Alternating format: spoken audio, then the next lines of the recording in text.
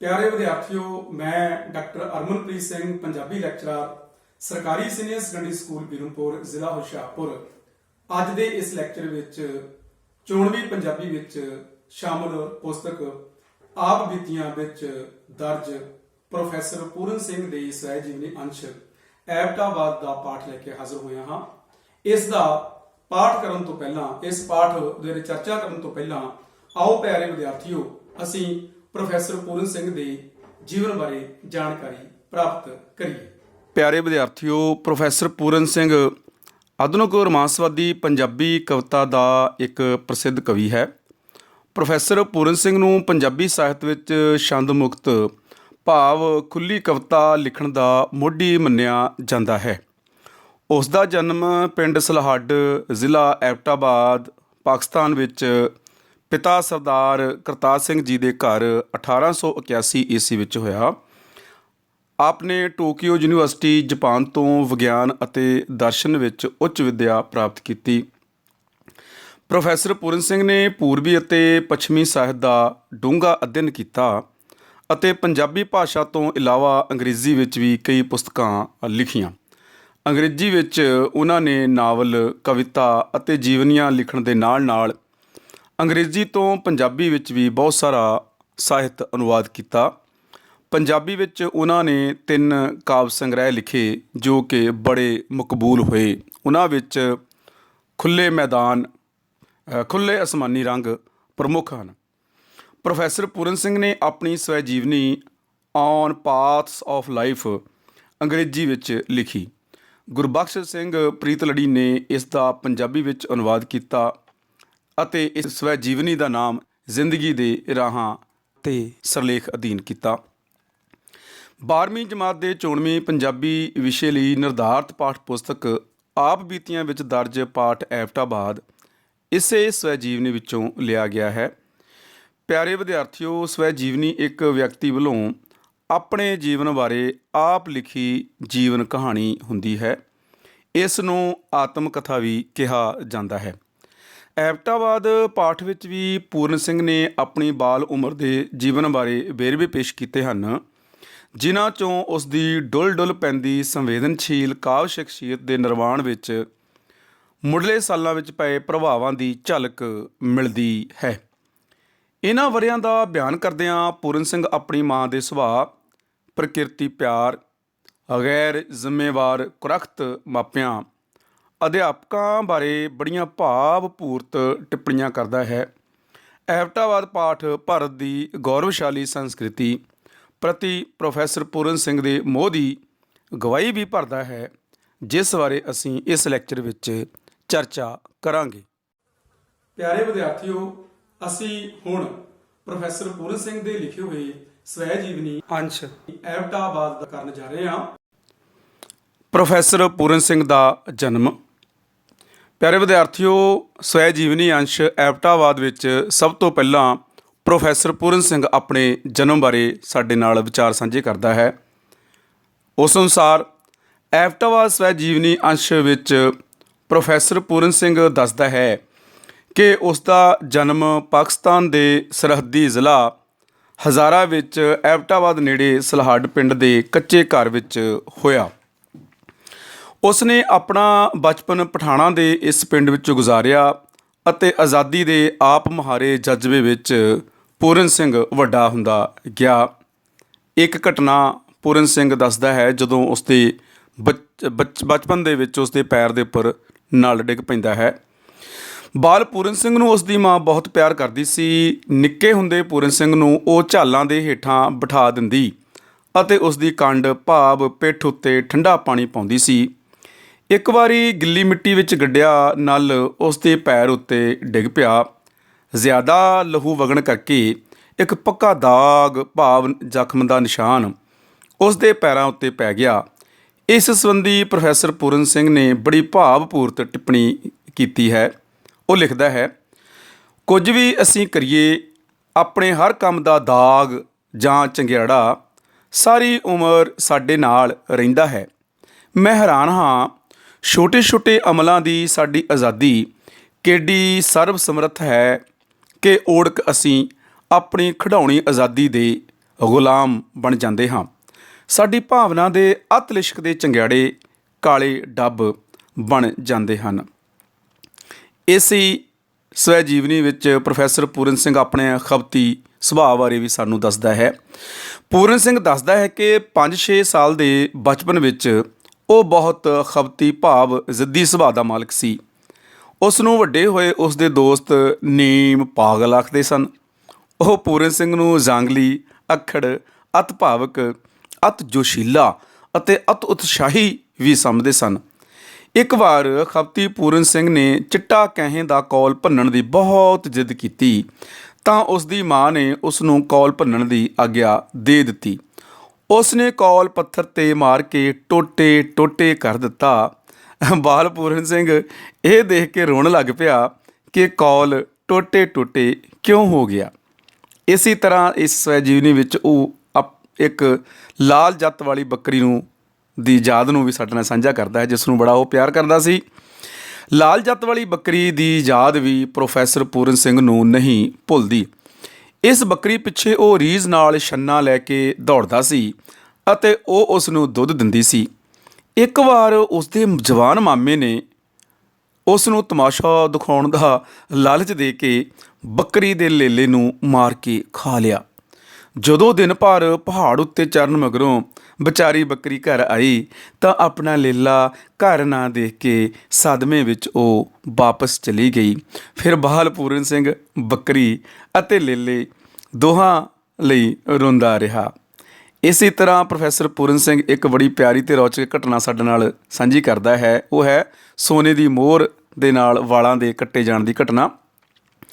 ਆਪਣੇ ਬਚਪਨ ਦੀ ਇੱਕ ਹੋਰ ਰੌਚਕ ਘਟਨਾ ਦੱਸਦਿਆਂ ਪੂਰਨ ਸਿੰਘ ਲਿਖਦਾ ਹੈ ਕਿ ਇੱਕ ਵਾਰ ਉਸ ਦੀ ਮਾਂ ਨੇ ਉਸ ਨੂੰ ਕੁੜੀਆਂ ਵਾਂਗ ਸ਼ਿੰਗਾਰਨ ਲਈ ਉਸ ਦੇ ਮੱਥੇ ਉੱਪਰਲੇ ਵਾਲਾਂ ਦੀ ਮਿੱਡੀ ਨਾਲ ਇੱਕ ਸੋਨੇ ਦੀ ਮੋਹਰ ਗੁੰਦ ਦਿੱਤੀ। ਉਹ ਪਿੰਡ ਦੀ ਗਲੀ ਵਿੱਚ ਇੱਕ ਫਕੀਰ ਨੇ ਧੋਖੇ ਨਾਲ ਉਹ ਸੁਨਹਿਰੀ ਮੋਹਰ ਸਣੇ ਮਿੱਡੀ ਕੱਟ ਲਈ।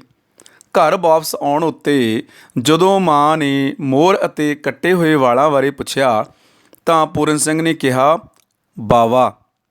ਲੇਖਕ ਦੀ ਮਾਂ ਨੇ ਉਸ ਨੂੰ ਕੁੱਛੜ ਚੁੱਕ ਲਿਆ ਅਤੇ ਰੱਬ ਦਾ ਸ਼ੁਕਰ ਕੀਤਾ ਕਿ ਚੰਦਰੀ ਮੋਹਰ ਨਾਲ ਕਿਤੇ ਬਾਵੇ ਨੇ ਭਾਵ ਗਲੀ ਵਿੱਚ ਆਏ ਫਕੀਰ ਨੇ ਧੋਖੇ ਨਾਲ ਕਿਧਰੇ ਬਾਲ ਪੂਰਨ ਸਿੰਘ ਨੂੰ ਨਹੀਂ ਸੀ ਚੁੱਕ ਲਿਆ। ਇਸੇ ਤਰ੍ਹਾਂ ਪ੍ਰੋਫੈਸਰ ਪੂਰਨ ਸਿੰਘ ਐਬਟਾਵਾਦ ਬਾਰੇ ਵੀ ਸਾਡੇ ਨਾਲ ਸਾਂਝੇ ਵਿਚਾਰ ਕਰਦਾ ਹੈ। ਪੂਰਨ ਸਿੰਘ ਦੇ ਪਿਤਾ ਜੀ ਨੂੰ ਕਾਰੋਬਾਰ ਲਈ ਇੱਕ ਵਾਰ ਐਬਟਾਬਾਦ ਜਾਣਾ ਪਿਆ।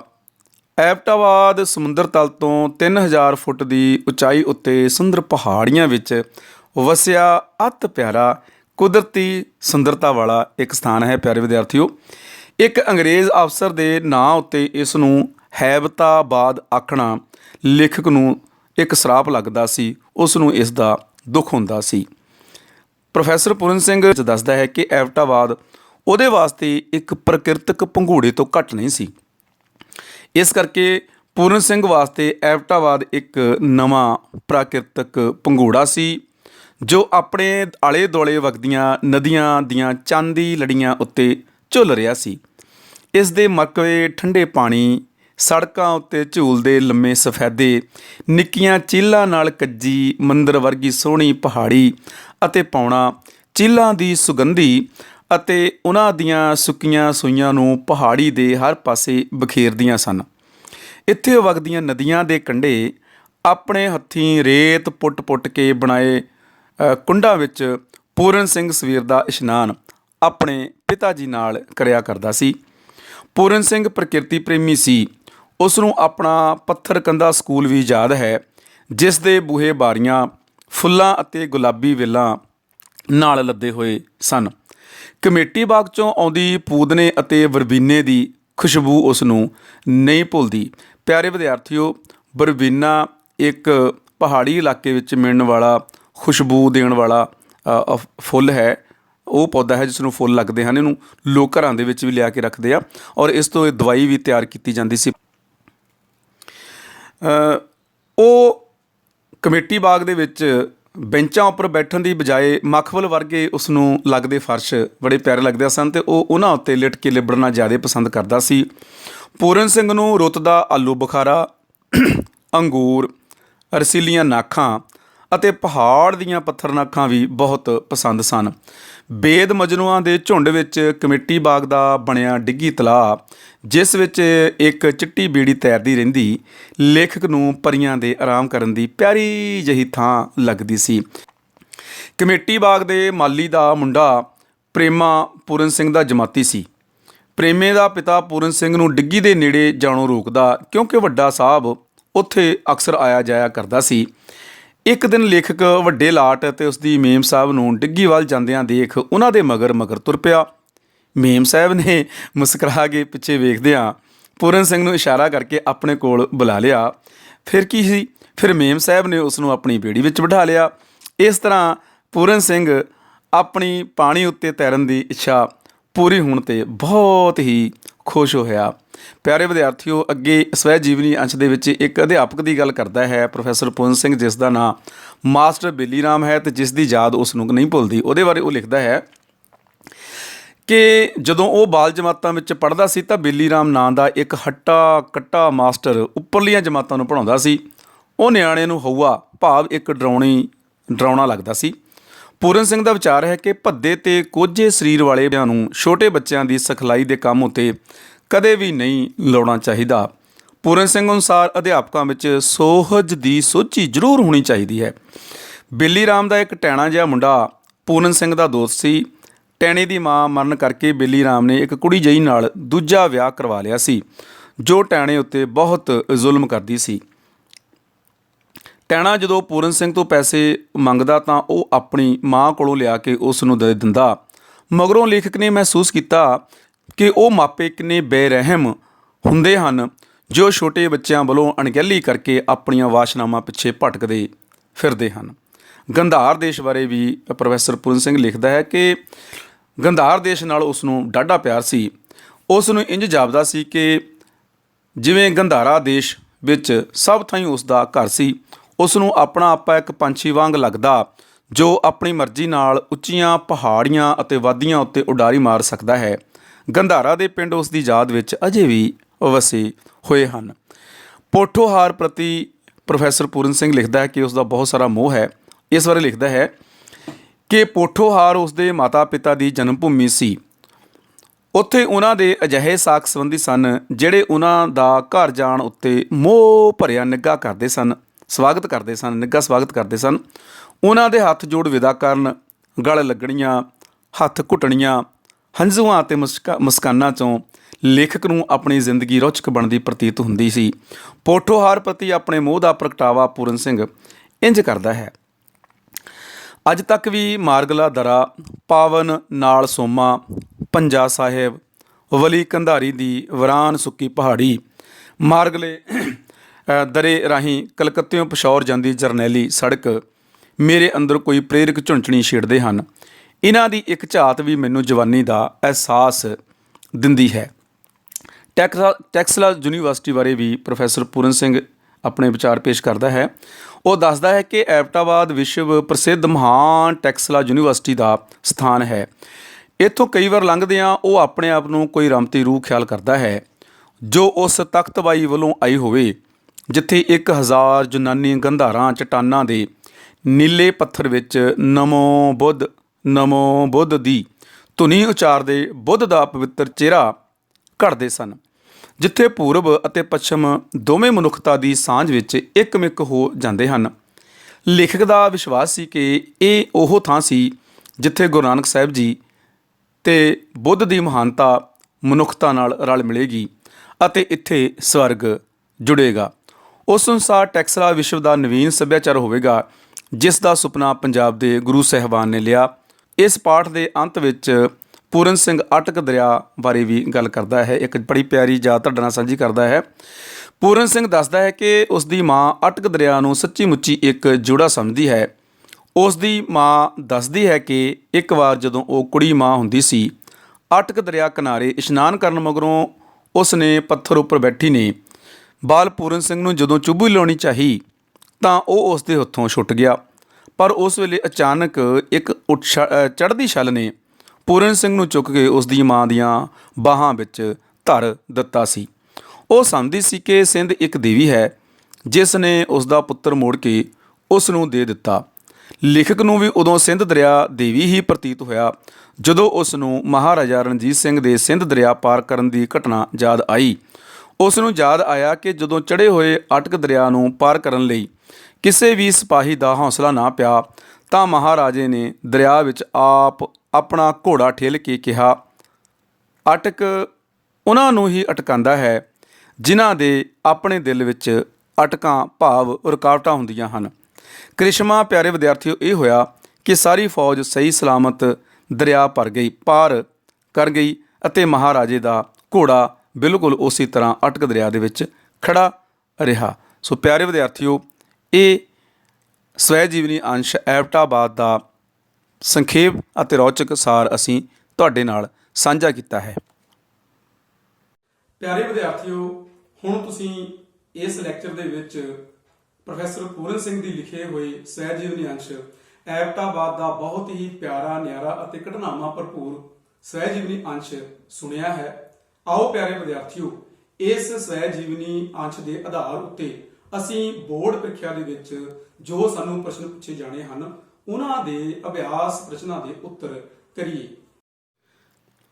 ਪ੍ਰੋਫੈਸਰ ਪੂਰਨ ਸਿੰਘ ਦੇ ਲਿਖੇ ਹੋਏ ਸਵੈ ਜੀਵਨੀ ਅੰਸ਼ ਐਬਟਾਬਾਦ ਦੇ ਅਭਿਆਸ ਦੇ ਪ੍ਰਸ਼ਨ ਉੱਤਰ ਅਸੀਂ ਇਸ ਪ੍ਰਕਾਰ ਕਰਾਂਗੇ। ਪਹਿਲਾ ਪ੍ਰਸ਼ਨ ਹੈ, ਕੁਝ ਵੀ ਕਰੀਏ ਆਪਣੇ ਹਰ ਕੰਮ ਦਾ ਦਾਗ ਜਾਂ ਚੰਗਿਆੜਾ ਸਾਰੀ ਉਮਰ ਸਾਡੇ ਨਾਲ ਰਹਿੰਦਾ ਹੈ। ਲੇਖਕ ਨੇ ਇਹ ਟਿੱਪਣੀ ਕਿਸ ਪ੍ਰਸੰਗ ਵਿੱਚ ਕੀਤੀ ਹੈ? ਉੱਤਰ, ਲੇਖਕ ਨੇ ਇਹ ਭਾਵਪੂਰਤ ਟਿੱਪਣੀ ਜੀਵਨ ਦੇ ਪ੍ਰਸੰਗ ਵਿੱਚ ਕੀਤੀ ਹੈ। ਉਹ ਦੱਸਦਾ ਹੈ ਕਿ ਬਚਪਨ ਵਿੱਚ ਜਦੋਂ ਉਹ ਮਿੱਟੀ ਵਿੱਚ ਗੱਡੇ ਲੋਹੇ ਦੇ ਨਲ ਕੋਲ ਖੇਡ ਰਿਹਾ ਸੀ ਤਾਂ ਨਲ ਉਸ ਦੇ ਪੈਰ ਉੱਤੇ ਡਿੱਗ ਪਿਆ ਸੀ। ਪੈਰ ਵਿੱਚੋਂ ਬਹੁਤ ਲਹੂ ਵਗਿਆ ਸੀ ਅਤੇ ਜ਼ਖਮ ਦਾ ਨਿਸ਼ਾਨ ਉਸ ਦੇ ਵੱਡੇ ਹੋਣ ਉੱਤੇ ਵੀ ਉਸ ਦੇ ਪੈਰ ਉੱਪਰ ਦਿਖਾਈ ਦਿੰਦਾ ਰਿਹਾ। ਅਗਲਾ ਪ੍ਰਸ਼ਨ ਹੈ, ਪੂਰਨ ਸਿੰਘ ਨੇ ਆਪਣੀ ਮਾਂ ਦੀ ਵਡਿਆਈ ਕਿਹੜੀਆਂ ਘਟਨਾਵਾਂ ਦਰਸਾ ਕੇ ਕੀਤੀ ਹੈ? ਉੱਤਰ, ਪੂਰਨ ਸਿੰਘ ਦੱਸਦਾ ਹੈ ਕਿ ਉਸ ਦੀ ਮਾਂ ਉਸ ਨਾਲ ਬਹੁਤ ਮੋਹ ਕਰਦੀ ਸੀ। ਇੱਕ ਘਟਨਾ ਰਾਹੀਂ ਉਹ ਦੱਸਦਾ ਹੈ ਕਿ ਕਿਵੇਂ ਉਸ ਦੀ ਮਾਂ ਨੇ ਉਸ ਨੂੰ ਸ਼ਿੰਗਾਰਨ ਲਈ, ਸੋਹਣਾ ਬਣਾਉਣ ਲਈ ਉਸ ਦੇ ਵਾਲਾਂ ਵਿੱਚ ਸੋਨੇ ਦੀ ਮੋਹਰ ਗੁੰਦੀ ਸੀ। ਜਦੋਂ ਉਸ ਨੂੰ ਪਤਾ ਲੱਗਾ ਕਿ ਇੱਕ ਫਕੀਰ ਧੋਖੇ ਨਾਲ ਬਾਲ ਪੂਰਨ ਸਿੰਘ ਦੇ ਵਾਲਾਂ 'ਚੋਂ ਸੋਨੇ ਦੀ ਮੋਹਰ ਸਮੇਤ ਵਾਲਾਂ ਦੀ ਲਿੱਟ ਕੱਟ ਕੇ ਲੈ ਗਿਆ ਤਾਂ ਉਸ ਦੀ ਮਾਂ ਨੇ ਲੇਖਕ ਦੀਆਂ ਖਾਲੀ ਤਲੀਆਂ ਚੁੰਮ ਕੇ ਉਸ ਨੂੰ ਕੁੱਛੜ ਚੁੱਕ ਲਿਆ। ਉਸ ਨੇ ਰੱਬ ਦਾ ਸ਼ੁਕਰ ਮਨਾਇਆ ਕਿ ਉਹ ਫਕੀਰ ਸੋਨੇ ਦੀ ਚੰਦਰੀ ਮੋਹਰ ਨਾਲ ਕਿਧਰੇ ਲੇਖਕ ਨੂੰ ਹੀ ਨਹੀਂ ਚੁੱਕ ਕੇ ਲੈ ਗਿਆ ਸੀ। ਦੂਸਰੀ ਘਟਨਾ ਉਹ ਦੱਸਦਾ ਹੈ ਕਿ ਬਹੁਤ ਖਪਤੀ ਭਾਵ ਜਿੱਦੀ ਹੋਣ ਕਰਕੇ ਉਸ ਦੀ ਮਾਂ ਨੇ ਉਸ ਦੀ ਕਹੇ ਦਾ ਕੌਲ ਭੰਨਣ ਦੀ ਜਿੱਦ ਮੰਨ ਲਈ ਸੀ।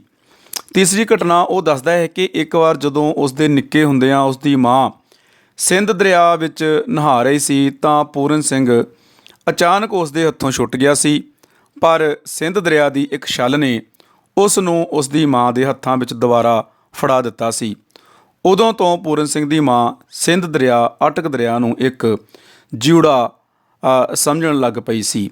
ਇਹਨਾਂ ਘਟਨਾਵਾਂ ਦੇ ਨਾਲ ਪ੍ਰੋਫੈਸਰ ਪੂਰਨ ਸਿੰਘ ਨੇ ਆਪਣੀ ਮਾਂ ਦੀ ਵਡਿਆਈ ਕੀਤੀ ਹੈ। ਅਗਲਾ ਪ੍ਰਸ਼ਨ ਹੈ ਕਿ ਐਬਟਾਬਾਦ ਪਾਠ ਵਿੱਚ ਕਿਹੜੇ ਵੇਰਵਿਆਂ ਤੋਂ ਪਤਾ ਲੱਗਦਾ ਹੈ ਕਿ ਪੂਰਨ ਸਿੰਘ ਨੂੰ ਬਚਪਨ ਤੋਂ ਹੀ ਪ੍ਰਕਿਰਤੀ ਨਾਲ ਪਿਆਰ ਸੀ? ਉੱਤਰ, ਪੂਰਨ ਸਿੰਘ ਨੂੰ ਬਚਪਨ ਤੋਂ ਹੀ ਐਬਟਾਬਾਦ ਦੀ ਪ੍ਰਕਿਰਤਕ ਸੁੰਦਰਤਾ, ਉਸ ਦੀਆਂ ਨਦੀਆਂ, ਸਫੈਦੇ, ਝੀਲਾਂ ਅਤੇ ਪਹਾੜੀਆਂ ਬਹੁਤ ਸੋਹਣੀਆਂ ਲੱਗਦੀਆਂ ਸਨ। ਉਹ ਨਦੀਆਂ ਵਿੱਚ ਨਹਾਉਣ ਦਾ ਆਨੰਦ ਲੈਂਦਾ ਸੀ। ਉੱਥੋਂ ਦੇ ਛੋਟੇ ਪੱਥਰ ਕੰਧੇ ਸਕੂਲ ਦੀ ਯਾਦ ਉਸ ਨੂੰ ਕਦੇ ਨਹੀਂ ਭੁੱਲਦੀ। ਸਕੂਲ ਦੇ ਬੂਹੇ ਬਾਰੀਆਂ ਉੱਤੇ ਚੜ੍ਹੀਆਂ ਫੁੱਲਾਂ ਲੱਦੀਆਂ ਗੁਲਾਬੀ ਬੇਲਾਂ, ਸਕੂਲ ਨੇੜੇ ਦੀਆਂ ਪੈਲੀਆਂ ਵਿੱਚੋਂ ਪੂਦਨੇ ਅਤੇ ਬਰਬੀਨੇ ਦੀਆਂ ਆਉਂਦੀਆਂ ਖੁਸ਼ਬੂਆਂ ਉਸ ਨੂੰ ਨਹੀਂ ਭੁੱਲਦੀਆਂ। ਲੇਖਕ ਉੱਥੇ ਬੈਂਚਾਂ ਉੱਪਰ ਬੈਠਣ ਦੀ ਬਜਾਏ ਘਾਹ ਉੱਤੇ ਲੇਟਦਾ ਸੀ। ਰੁੱਤਾਂ ਦੇ ਫਲ ਵੀ ਉਸ ਨੂੰ ਖੂਬ ਭਰਮਾਉਂਦੇ ਸਨ। ਉਸ ਨੂੰ ਕਮੇਟੀ ਬਾਗ ਵਿਚਲੀ ਬੇਦ ਮਜਨੂਆਂ ਦੇ ਝੁੰਡ ਵਾਲੀ ਥਾਂ ਪਰੀਆਂ ਦੀ ਕੋਈ ਠਾਰ ਜਾਪਦੀ ਸੀ। ਇਹਨਾਂ ਵੇਰਵਿਆਂ ਤੋਂ ਪਿਆਰੇ ਵਿਦਿਆਰਥੀਓ ਪਤਾ ਲੱਗਦਾ ਹੈ ਕਿ ਪੂਰਨ ਸਿੰਘ ਨੂੰ ਬਚਪਨ ਤੋਂ ਹੀ ਪ੍ਰਕਿਰਤੀ ਨਾਲ ਪਿਆਰ ਸੀ। ਅਗਲਾ ਪ੍ਰਸ਼ਨ, ਪੂਰਨ ਸਿੰਘ ਅਨੁਸਾਰ ਇੱਕ ਚੰਗੇ ਅਧਿਆਪਕ ਅਤੇ ਮਾਪਿਆਂ ਵਿੱਚ ਕਿਹੜੇ ਵਿਸ਼ੇਸ਼ ਗੁਣ ਹੋਣੇ ਚਾਹੀਦੇ ਹਨ? ਉੱਤਰ, ਪੂਰਨ ਸਿੰਘ ਅਨੁਸਾਰ ਇੱਕ ਚੰਗੇ ਅਧਿਆਪਕ ਵਿੱਚ ਸੁਹਜ ਦੀ ਸੋਝੀ ਦਾ ਗੁਣ ਜ਼ਰੂਰ ਹੋਣਾ ਚਾਹੀਦਾ ਹੈ। ਅਧਿਆਪਕ ਕੋਝੇ ਅਤੇ ਮੰਦੇ ਸਰੀਰ ਵਾਲੇ ਨਹੀਂ ਹੋਣੇ ਚਾਹੀਦੇ। ਚੰਗੇ ਮਾਪਿਆਂ ਵਿੱਚ ਗੁਣ ਵਿਸ਼ੇਸ਼ ਇਹ ਹੋਣਾ ਚਾਹੀਦਾ ਹੈ ਕਿ ਉਹ ਆਪਣੇ ਛੋਟੇ ਛੋਟੇ ਬੱਚਿਆਂ ਵੱਲ ਅਣਗਹਿਲੀ ਵਰਤਦੇ ਹੋਏ ਆਪਣੀਆਂ ਵਾਸ਼ਨਾਵਾਂ ਪਿੱਛੇ ਨਾ ਭਟਕਦੇ ਰਹਿਣ। ਪਿਆਰੇ ਵਿਦਿਆਰਥੀਓ, ਅਗਲਾ ਪ੍ਰਸ਼ਨ ਹੈ, ਪੂਰਨ ਸਿੰਘ ਦੀ ਮਾਂ ਅਟਕ ਦਰਿਆ ਨੂੰ ਜਿਉੜਾ ਕਿਉਂ ਕਹਿੰਦੀ ਸੀ?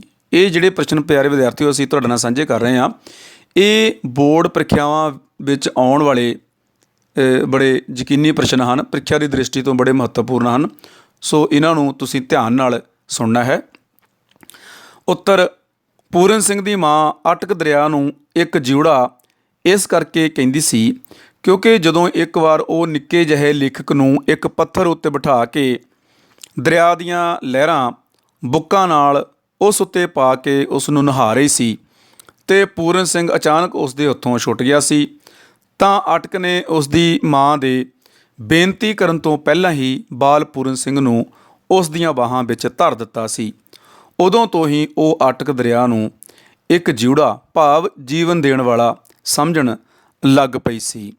ਅਗਲਾ ਪ੍ਰਸ਼ਨ ਹੈ ਪਿਆਰੇ ਵਿਦਿਆਰਥੀਓ, ਐਬਟਾਬਾਦ ਸਵੈ ਜੀਵਨੀ ਅੰਸ਼ ਵਿੱਚੋਂ ਪ੍ਰੋਫੈਸਰ ਪੂਰਨ ਸਿੰਘ ਦੀ ਕਿਹੋ ਜਿਹੀ ਸ਼ਖਸੀਅਤ ਉੱਭਰਦੀ ਹੈ?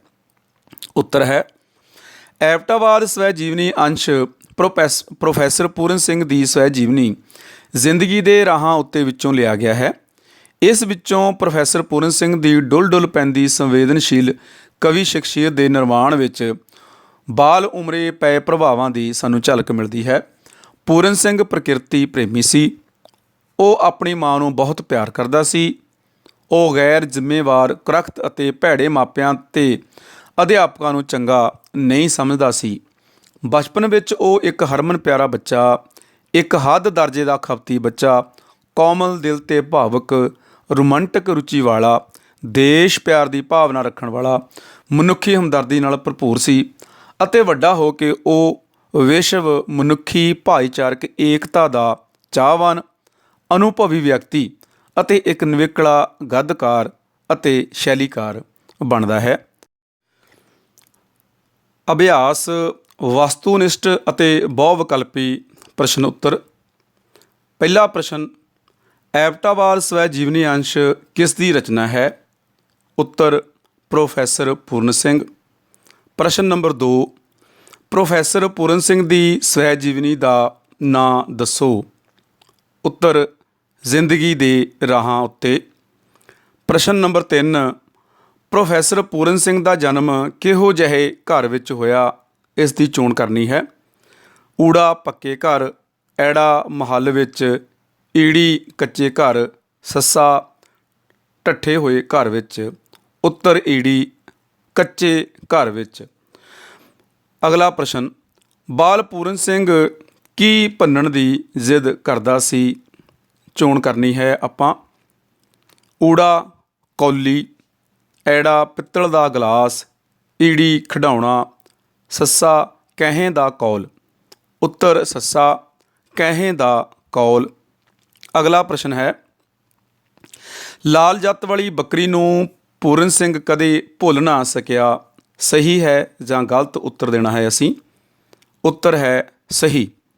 ਅਗਲਾ ਪ੍ਰਸ਼ਨ, ਪੂਰਨ ਸਿੰਘ ਦੀ ਮਾਂ ਅਟਕ ਦਰਿਆ ਨੂੰ ਕੀ ਸਮਝਦੀ ਸੀ? ਚੋਣ ਕਰਨੀ ਹੈ ਪਿਆਰੇ ਵਿਦਿਆਰਥੀਓ। ਊੜਾ ਇੱਕ ਦਰਿਆ, ਇੱਕ ਜਿਉੜਾ, ਇੱਕ ਰੱਬੀ ਰੂਹ ਜਾਂ ਇੱਕ ਦੇਵਤਾ। ਇਹਦਾ ਉੱਤਰ ਹੈ, ਆਪਸ਼ਨ ਹੈ ਐੜਾ, ਇੱਕ ਜਿਉੜਾ। ਪ੍ਰਸ਼ਨ ਨੰਬਰ 7, ਪੂਰਨ ਸਿੰਘ ਦੇ ਦੋਸਤ ਉਸ ਨੂੰ ਡੈਸ਼ ਸਮਝਦੇ ਸਨ। ਪਿਆਰੇ ਵਿਦਿਆਰਥੀਓ, ਆਪਾਂ ਇੱਥੇ ਖਾਲੀ ਸਥਾਨ ਭਰਨਾ ਹੈ। ਇਹ ਹੈ, ਇਹਦਾ ਉੱਤਰ ਹੈ ਨੀਮ ਪਾਗਲ। ਅਗਲਾ ਪ੍ਰਸ਼ਨ, ਜਦੋਂ ਕਿਸੇ ਫਕੀਰ ਨੇ ਪੂਰਨ ਸਿੰਘ ਦੇ ਵਾਲਾਂ ਵਿੱਚ ਗੁੰਦੀ ਸੋਨੇ ਦੀ ਮੋਹਰ ਕੱਟ ਲਈ ਤਾਂ ਉਸ ਦੀ ਮਾਂ ਨੇ ਕੀ ਕੀਤਾ? ਚੋਣ ਕਰਨੀ ਹੈ। ਇਹਦੀ ਬਹੁ ਵਿਕਲਪੀ ਪ੍ਰਸ਼ਨ ਹੈ। ਊੜਾ ਉਸ ਨੂੰ ਬਹੁਤ ਮਾਰਿਆ, ਐੜਾ ਉਸ ਦੀ ਰੋਟੀ ਬੰਦ ਕਰ ਦਿੱਤੀ, ਈੜੀ ਮੋਹਰ ਲੱਭ ਕੇ ਲਿਆਉਣ ਨੂੰ ਕਿਹਾ ਅਤੇ ਸੱਸਾ ਉਸ ਦੀਆਂ ਖਾਲੀ ਤਲੀਆਂ ਚੁੰਮ ਲਈਆਂ। ਉੱਤਰ ਹੋਵੇਗਾ ਸੱਸਾ ਉਸ ਦੀਆਂ ਖਾਲੀ ਤਲੀਆਂ ਚੁੰਮ ਲਈਆਂ।